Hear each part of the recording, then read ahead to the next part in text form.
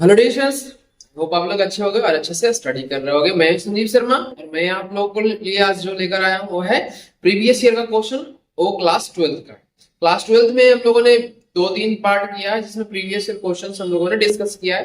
तो अगर आप लोगों ने नहीं किया है प्रीवियस ईयर क्वेश्चन का वो सेशन तो आप लोग एक बार जाकर देखो।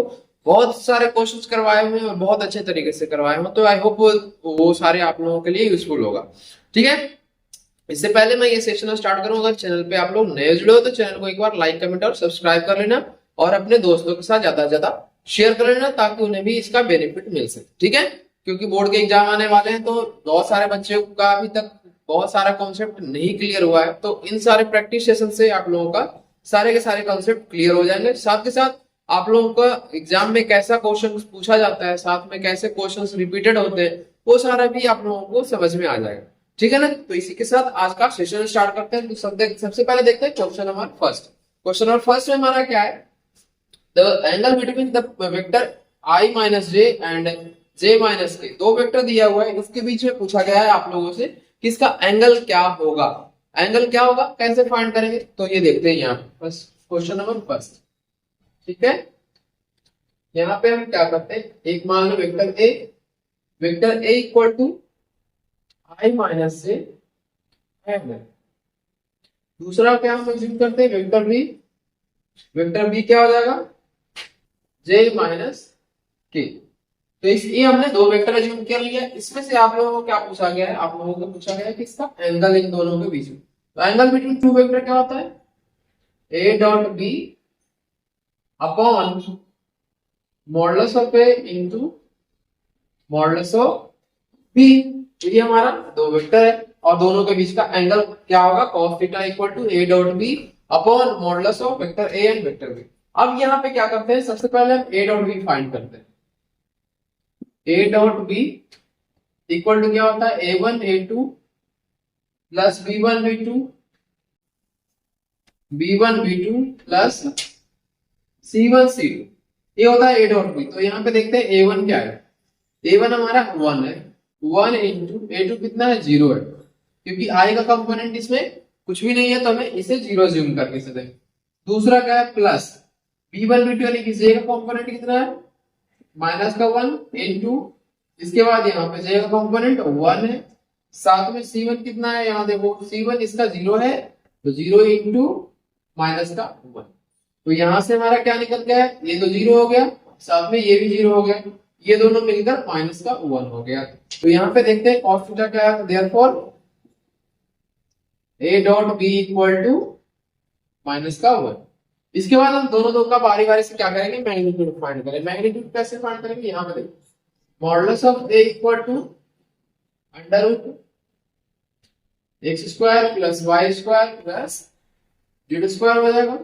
यहाँ से x की वैल्यू कितनी है, 1, तो 1 का स्क्वायर हो गया, साथ में प्लस माइनस 1 का स्क्वायर और ये 0 का स्क्वायर, तो यहाँ से अंडर रूट 2 हो गया।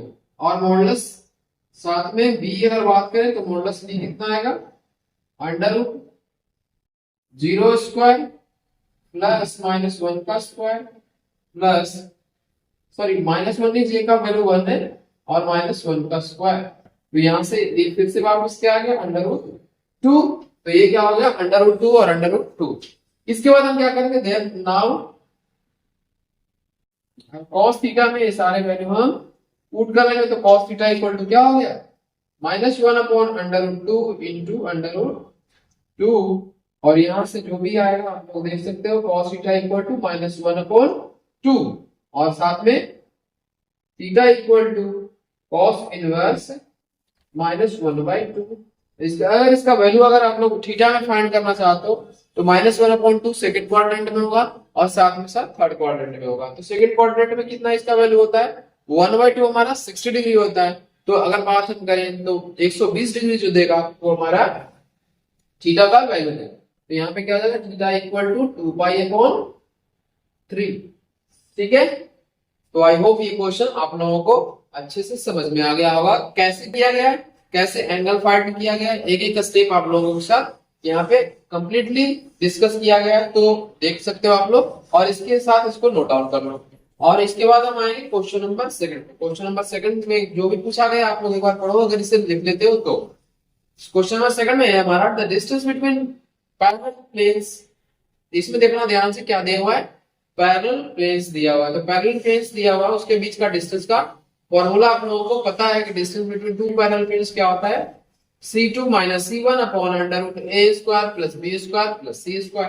तो बस बहुत आसान है, बट यहाँ पे कैसे होगा मैं यहाँ पे आप लोगों के साथ डिस्कस करूंगा, ठीक है। तो इसको नोट डाउन कर लिया आप लोग, अगर नोट डाउन कर लिया तो मैं इसे मिटा रहा हूं।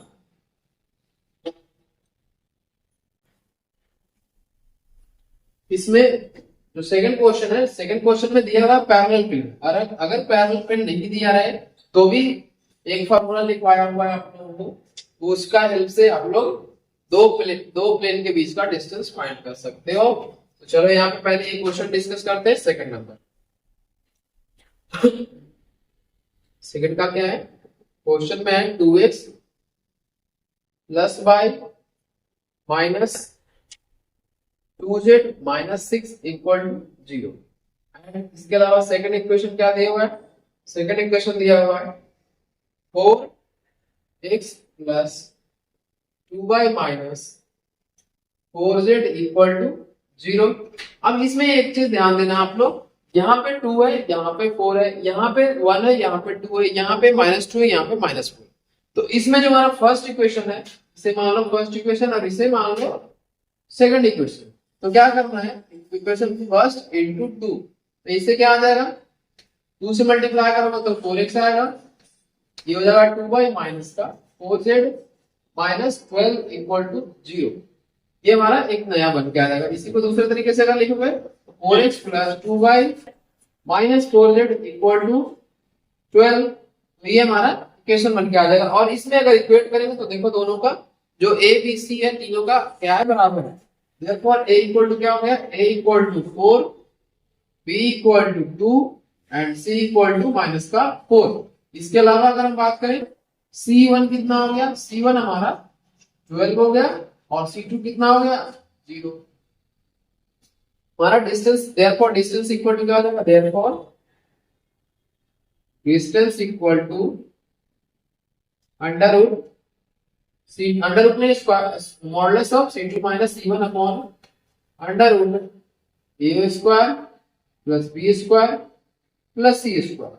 अब यहां से देखते हैं ये क्या होगा, C2 और C1 है, सॉरी यहाँ पे C1 है, तो यहाँ पे C2 कितना है 0 minus 12 upon under root a square b square c square कितना है, a का स्क्वायर यानी कि 4 का स्क्वायर, b का स्क्वायर यानी कि 2 का स्क्वायर और c का स्क्वायर यानी कि -4 का स्क्वायर और साथ में इसका मॉडुलस। तो मॉडुलस करने से हुआ क्या, यहाँ पे जो नेगेटिव वैल्यू है वो हमारा पॉजिटिव आ जाएगा, क्योंकि डिस्टेंस कभी भी नेगेटिव नहीं होता है किसी भी चीज का डिस्टेंस। यानी कि यहाँ पे क्या होगा 12 अपॉन 4 का स्क्वायर कितना हो गया 16, और ये यहाँ पे 16 प्लस 16 कितना होगा 32, और 2 का स्क्वायर कितना है 4, तो 32 प्लस 4 कितना हो गया अंडर रूट 36। यहाँ पे ये आई होप समझ में आ गया होगा, 12 अपॉन 6 आ गया, और ये जो है डिस्टेंस हमारा कितना आएगा 2 यूनिट।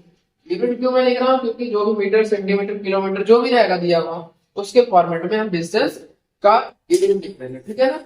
ये हमारा क्वेश्चन नंबर सेकंड यहाँ पे जो है कंप्लीट हो चुका है, तो इसको आप लोग नोट डाउन करो। आई होप ये क्वेश्चंस आप लोगों को अच्छे तरीके से समझ में आ रहा है। इसके बाद हम देखेंगे question number third. Question number third में इवेल्युएट करना है। क्या इवेल्युएट करना है, हमारा डेफिनेट और इंडेफिनेट दो तरह का इंटीग्रेशन पढ़े थे, तो ये यहाँ पे डेफिनेट इंटीग्रल दिया हुआ है, इसमें प्रॉपर्टी का इस्तेमाल होगा, ठीक है। चलो पहले इसको नोट डाउन करो। क्वेश्चन नंबर सेकंड,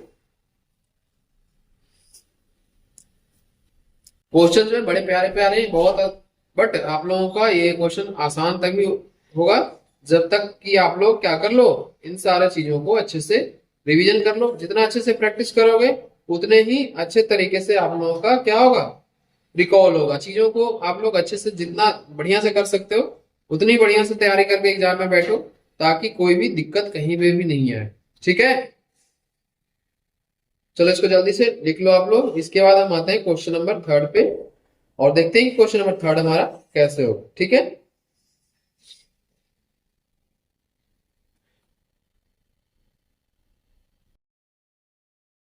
क्वेश्चन में थर्ड में बहुत आसान क्वेश्चन है, बट आप लोगों का कॉन्सेप्ट पता होना चाहिए कि क्या कॉन्सेप्ट इसमें यूज होना है। और साथ के साथ आप लोग पीछे की जितनी सारी चीजें हैं आप लोग ने आज तक इतना प्रैक्टिस किया है सिलेबस में, सारी की सारी चीजों को आप लोग रिकॉल करो। सारी चीजें इंपॉर्टेंट है, कहीं से भी क्वेश्चन आ सकता है। बोर्ड वाले का कोई भरोसा नहीं है, कभी आप लोगों को लगे कि ये चीज नहीं पढ़ के जाए, उसी से ज्यादा क्वेश्चन पूछ देता है और वहां पे आप लोग फिर खराब मार्क्स खराब करके आते हो एग्जाम। यहाँ पे क्वेश्चन है -1/5/2 से π/2 और यहाँ पे है x into cos² x into dx। तो यहाँ पे सबसे पहले क्या करना है, हमें f(x) इसे एज्यूम करना है। ये है यहाँ पे क्या होगा, f(x) equal to x into cos² x, क्योंकि फंक्शन यही है तो इसी को हम क्या करेंगे, इंटीग्रेट करेंगे। और दूसरा क्या करना है, इसमें f-x चेक करो क्या इवन है या ऑड है। इवन और ऑड चेक करने के लिए हम यही अप्लाई कर देते हैं।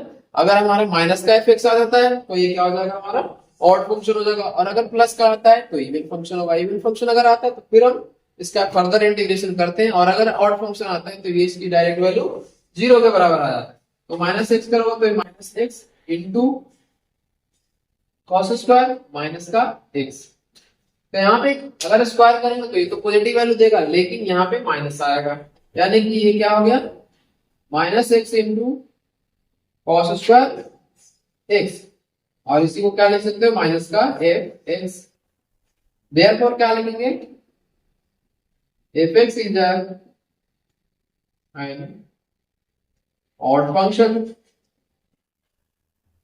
ये हमारा क्या हो गया, एक ऑड फंक्शन हो गया। और अगर ऑड फंक्शन है तो इसका वैल्यू कितना आएगा, सीधे सीधे हम 0 लिख सकते हैं इसमें। बट इसमें आप लोगों को ध्यान देना है कि ये आप लोगों को कॉन्सेप्ट क्लियर होना चाहिए कि कहाँ पे चेक करना है और कहाँ पे नहीं चेक करना है। तो ये हमारा 0 डायरेक्ट आंसर हो गया। अगर ऑड फंक्शन आता है तो आंसर हमेशा 0 आता है, ठीक है। तो इसको नोट डाउन करो। क्वेश्चन नंबर 3 हमारा यहाँ पे कंप्लीट हो चुका है। अब हम देखेंगे क्वेश्चन नंबर 4। क्वेश्चन नंबर 4 में भी आप पूछा गया है कि फाइंड द इंटीग्रेटिंग फैक्टर, यानी कि IF जो हम फाइंड करते थे वही इसमें पूछा गया है और एक साथ में डिफरेंशियल इक्वेशन दिया हुआ है। तो चलो पहले इसको नोट डाउन कर लो आप लोग, फिर हम देखते हैं कि इसके सॉल्यूशन कैसे होगा। चलो क्वेश्चन नंबर 3। अगर बोर्ड में आप लोगों को 99 या 100 मार्क्स लाने हैं तो आप लोगों को अब समय नहीं है, जितना आप लोग स्टडी पे फोकस करोगे उतना ही आप लोगों का अच्छा मार्क्स आने का चांसेस रहेगा। अगर आप लोगों का बोर्ड एग्जाम वाले बहुत ही हार्ड पेपर दिए तब भी वहां पे भी आप लोग अच्छे मार्क्स स्कोर कर सकते हो, क्योंकि यहाँ पे कोई फिक्स नहीं है कि क्या पूछेगा। बोर्ड में सिलेबस तो डिफाइंड होता है लेकिन क्वेश्चंस को ट्रिकी बनाया जाता है। वहां पे ट्रिकी बनाया जाता है तो जितना प्रैक्टिस आप लोगों का अच्छा रहेगा वहां पे आप लोग उतना ही अच्छा कर पाओगे, ठीक है ना। चलो पहले इसको नोट डाउन कर लो, फिर हम देखते हैं क्वेश्चन कैसे होगा।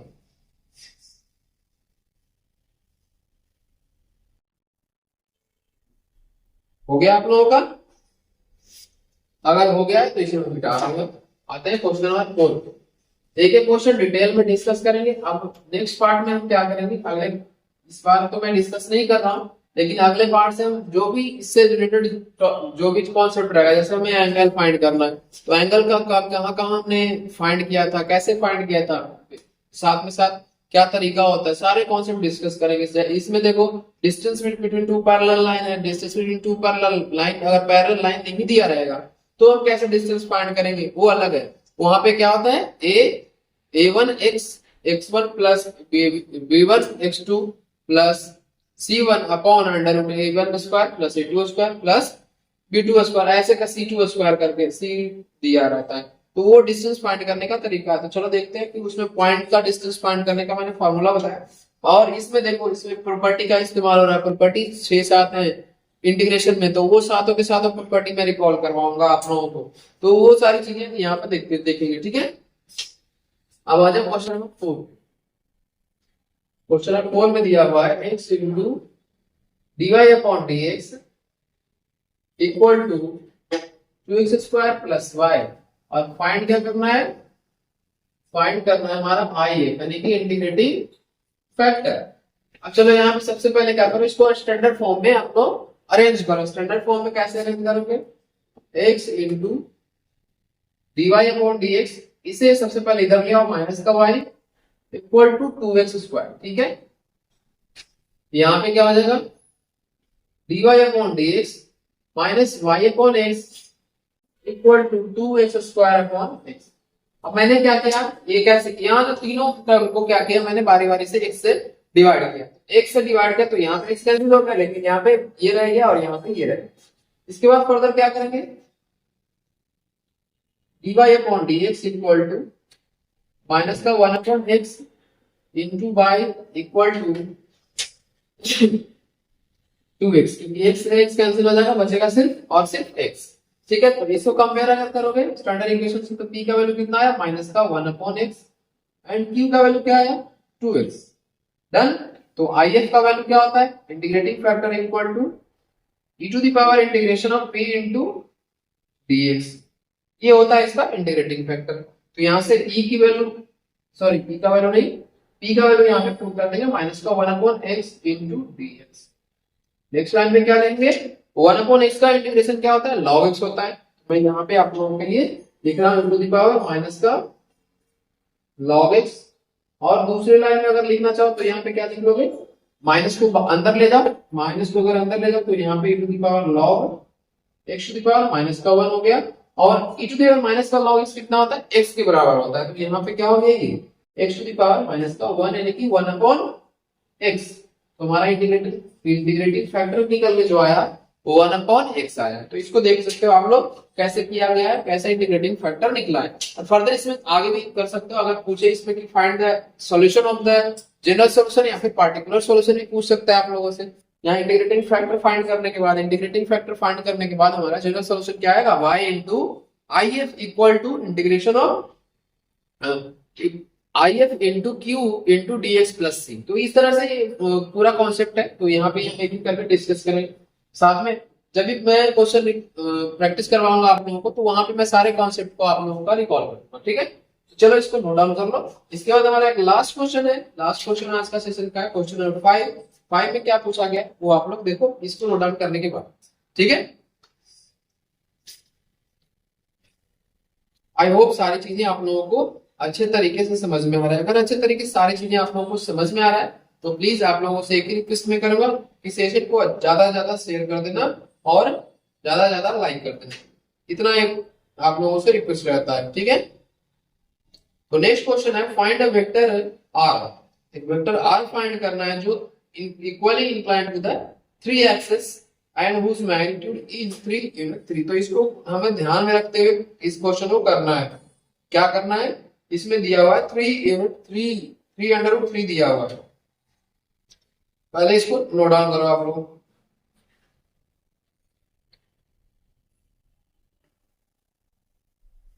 बहुत क्वेश्चन ये भी आसान है, तो चलो देखते हैं।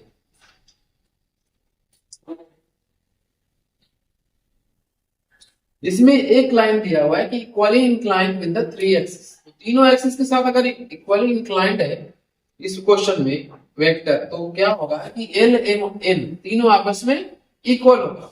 L मतलब cos alpha cos beta cos gamma. ठीक है, तो cos alpha cos beta cos gamma जिसको बोलते हैं डायरेक्शन कोसाइन। तो डायरेक्शन कोसाइन का कॉन्सेप्ट आई होप आप लोगों को रिकॉल हो गया होगा। यहाँ पे लेट करना है क्या, आर वेक्टर फाइंड करना है हमें। इसमें क्या पूछा गया है, equally inclined with the, we know that और इसमें गिवन क्या है, गिवन है L equal to M equal to A, और इसमें तीनों में रिलेशन क्या होता है, L square plus M square plus N square equal to 1। क्योंकि ये तीनों इक्वली इंक्लाइन है, तो इक्वली इंक्लाइन है तो तीनों आपस में बराबर होगा। तो यहाँ पे क्या प्रूव कर लेंगे, L square plus N square equal to 1, यानी तीनों मिलकर क्या हो जाएगा 3N स्क्वायर इक्वल टू 1 और L स्क्वायर इक्वल टू 1/3, और L का वैल्यू क्या हो जाएगा under root plus minus 1/3। Therefore L equal to plus minus 1/√3। ये हो गया हमारा L का वैल्यू। तो therefore L equal to M equal to ये क्या हो जाएगा प्लस माइनस 1/√3। यहां तक समझ गए। यहाँ पे एल एम एन का जो वैल्यू हमने फाइंड कर लिया है, तो इसमें क्या पूछा गया देखो, इससे पूछा गया है कि हुज मैग्नीट्यूड इज 3/3। तो इसमें देखते हैं, तो वेक्टर क्या हो जाएगा, therefore R vector equal to क्या होगा, R vector equal to 1/3i plus 1/3j plus 1/3a। तो इस तरह से हमारा वेक्टर बन के आ जाएगा, एक्स वाई जेड तीनों को पुट कर देंगे हम वैल्यू, और इसके साथ ये किया गया है vector R equal to magnitude of vector R into R. ठीक है, तो मैग्नीट्यूड हमारा क्या दिया हुआ है 3/3, और वेक्टर आर क्या दिया हुआ है 1/3 आई होता है, मतलब आई 1/3 जे प्लस 1/3 के, ये तीनों दिया हुआ है। तो अगर मल्टीप्लाई करेंगे √3 से या फिर तीन को कॉमन ले लेंगे तो हमारा क्या आएगा, ये तीनों का अंडर रूट कैंसिल हो जाएगा, तो 3/3 अपॉन √3, और ये क्या हो जाएगा i प्लस जे प्लस के, और ये √3 से √3 कैंसिल हो गया, तो ये क्या हो जाएगा 3i plus 3j plus 3k।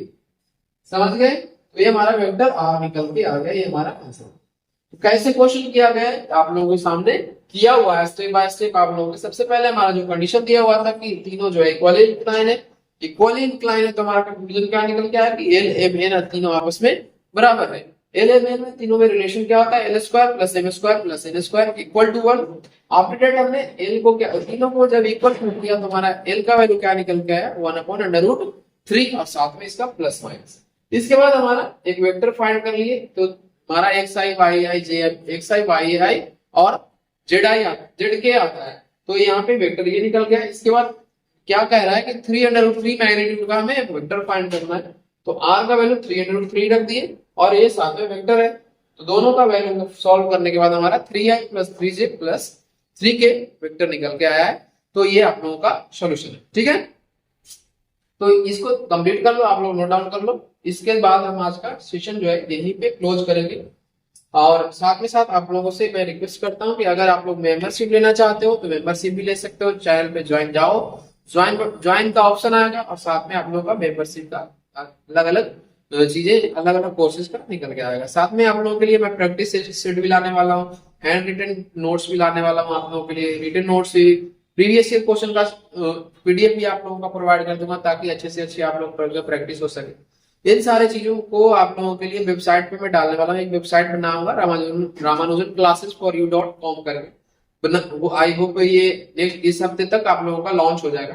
तो उसके बाद आप लोग आसानी से चीजों को कर सकते हो। ठीक है ना, तो चलो आज का सेशन इसी के साथ क्लोज करते हैं।